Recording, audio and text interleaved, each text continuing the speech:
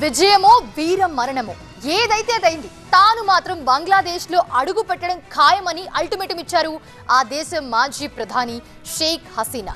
2 ఏళ్ల క్రితం దేశం విడిచి భారత్కు వచ్చిన హసీనా మొదటిసారి మీడియాతో మాట్లాడారు. వచ్చే డిసెంబర్లో తాను ఖచ్చితంగా బంగ్లాదేశ్కు తిరిగి వెళ్తానని తేల్చి చెప్పారు.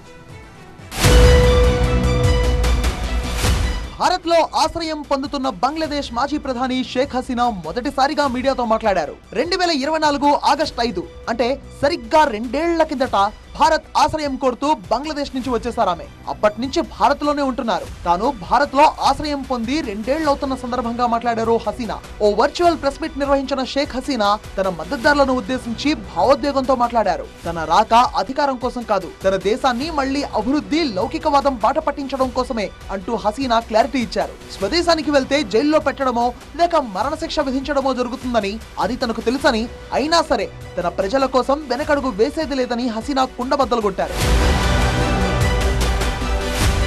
విద్యార్థి ఉద్యమ అణిచివేత కేసులో హసీనాకు మరణశిక్ష విధించింది ఢాకా కోర్టు. అప్పటి నుంచి ఆమెను తమకు అప్పగించాలంటూ బంగ్లా తాత్కాలిక ప్రభుత్వం భారత్ పై ఒత్తిడి తెస్తోంది. ఈ పరిస్థితుల్లో ఆమె డిసెంబర్లో స్వదేశానికి వస్తానని ప్రకటించడం కలకలం రేపుతోంది. ఇదే సమయంలో భారత్ పై హసీనా ప్రశంసల జల్లు కురిపించారు.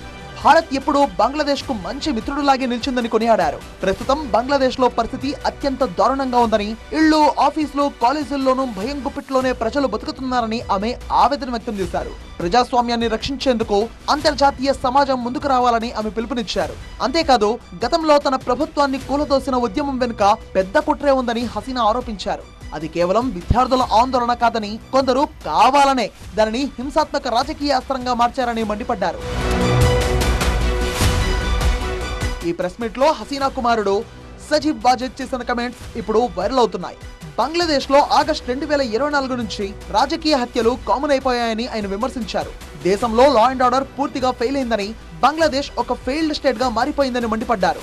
ముఖ్యంగా భారత్ కు తూర్పు సరిహద్దుల్లో బంగ్లాదేశ్ రూపంలో మరో పాకిస్తాన్ తయారవుతుందనడమే న్యూఢిల్లీకి బిగ్గెస్ట్ హెడ్ఏక్ అని జాయ్ హెచ్చరించారు. దానికి డిసెంబర్లో హసీనా బంగ్లాదేశ్ ఎంట్రీ ఇస్తే అక్కడి రాజకీయం ఒక్కసారిగా హీట్ ఎక్కడం ఖాయంగా కనిపిస్తోంది.